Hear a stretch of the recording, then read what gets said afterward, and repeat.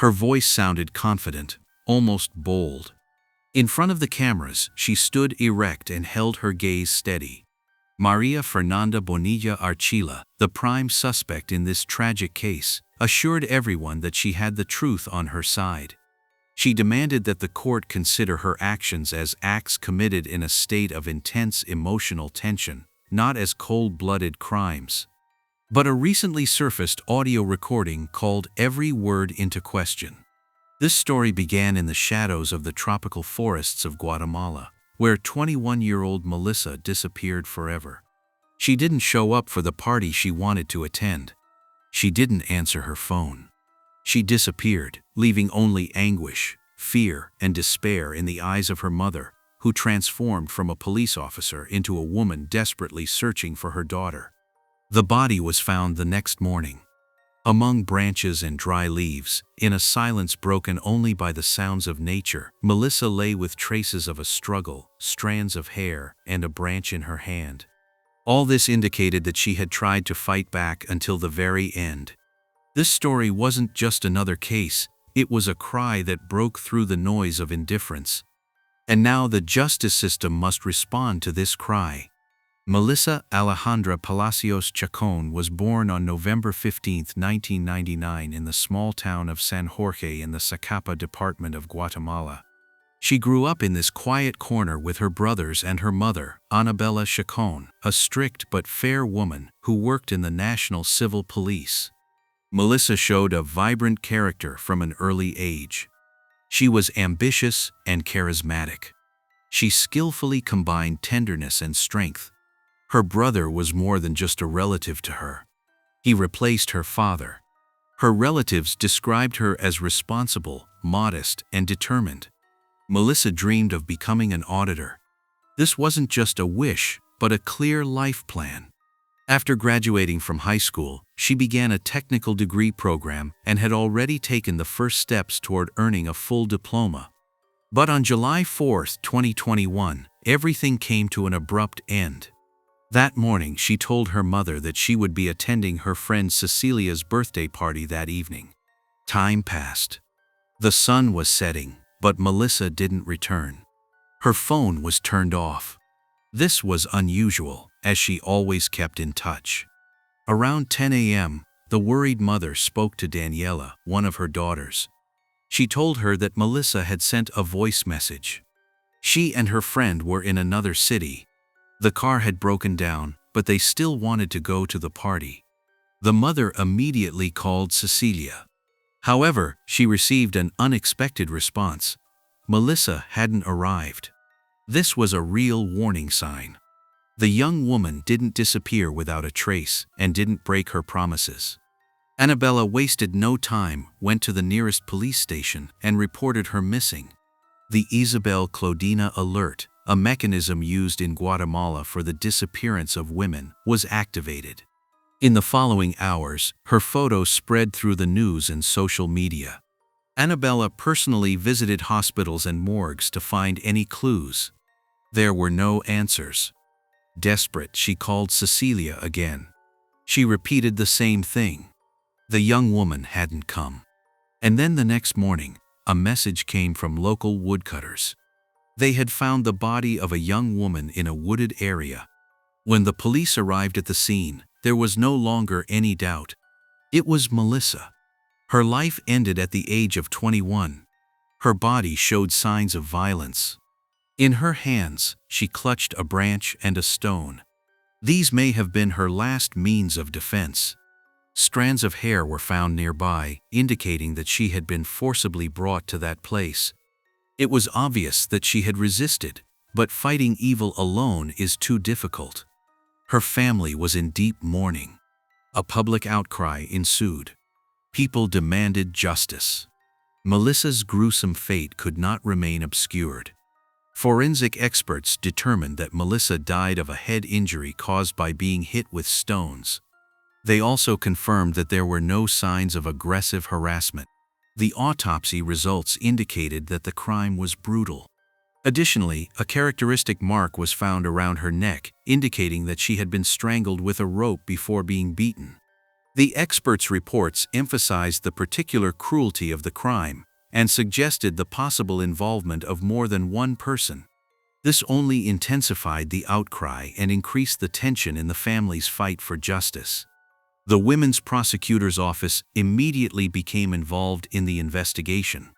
One of its first tasks was to examine Melissa's private life.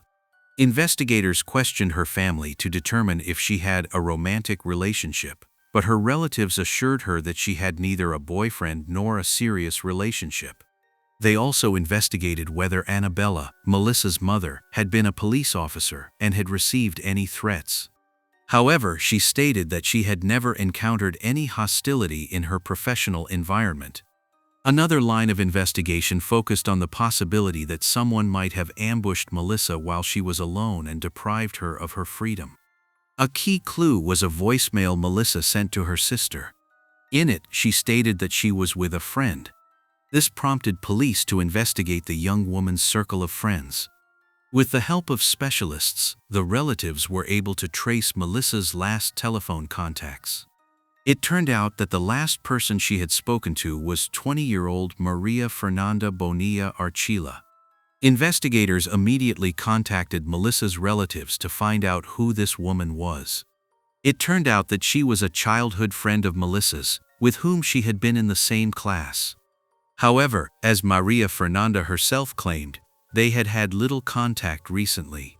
Afterward, the police turned their attention to María Fernanda. They wanted to determine how close their relationship was and how she might be connected to the events. Melissa's sister, Daniela, recalled that when she heard about her friend in the news, she began calling everyone she knew, including María Fernanda. At the time, the young woman said she hadn't seen Melissa in over a year. However, shortly after this attempt to make contact, María Fernanda began actively contacting other family members. She expressed concern about Melissa's disappearance and even offered her help. They allegedly had a helicopter at their disposal, and as a pilot she was willing to use it for the search. Her demeanor seemed compassionate and sincere, especially in this crisis situation. In reality, however, everything was different. The investigation revealed that Melissa had indeed left home to meet with María Fernanda. A surveillance camera on the facade of a medical clinic recorded the moment the young woman got into a dark car driven by María Fernanda. A man was sitting with her in the car. He was later identified as José Luis Marroquín Ovalle. The car was tracked by security cameras. It actually drove to the exact spot where Melissa's body was later found. The situation became even more disturbing when it emerged that María and her companion had driven into the forest where the crime was presumably committed. During the investigation, a surprising fact came to light. It was not the first time that María Fernanda's name had appeared in criminal reports. In September 2020, she herself became the victim of an armed robbery.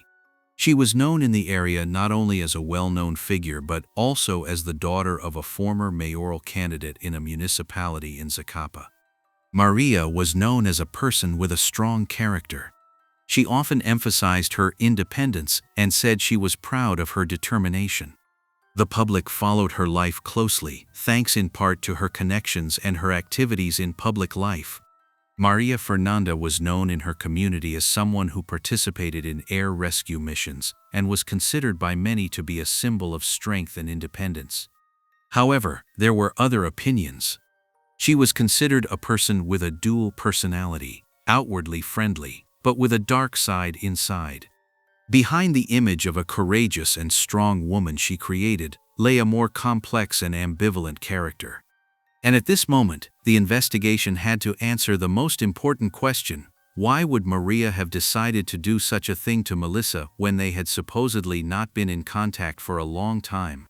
The evidence gathered indicated that their relationship was much more strained than just a friendship.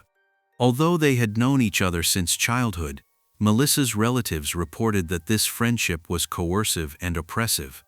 According to them, María tried to control Melissa, and a conflict likely arose between them, which may have been the cause of the tragedy. Law enforcement used various methods, including analyzing social media profiles and reviewing Melissa's personal correspondence. A cybercrime investigation team was also brought in to gather further evidence and strengthen the case. Soon, the case took an even darker turn. It emerged that the crime had been planned in advance. According to investigators, preparations for it began several weeks before the incident. Melissa's last messages, as it turned out, were closely related to the correspondence between María Fernanda and José Luis. Their content suggested that the actions were deliberate and carefully planned. This discovery shocked Melissa's family. They painfully realized that what had happened was not an accident, but a conscious and cold-hearted decision. Melissa's funeral was held with large public participation. Dozens of people came to pay their respects and express their solidarity. People held banners calling for justice. The general mood was one of grief, pain, and demands for the punishment of those responsible. Anger at what had happened was evident on the faces of those present. Relatives and friends wore white t-shirts with slogans and released white balloons into the sky. This became both a symbol of farewell and a protest. They not only said goodbye to Melissa but also demanded that her story not be forgotten. For the relatives, the loss never ceased for a minute, and the slow progress of the investigation only increased the fear that the suspects might flee the country. In desperation, the family began posting photos and names of the suspects on social media. Despite warnings from the authorities that such actions could compromise the progress of the investigation, there was no official information about the suspects' whereabouts at that time.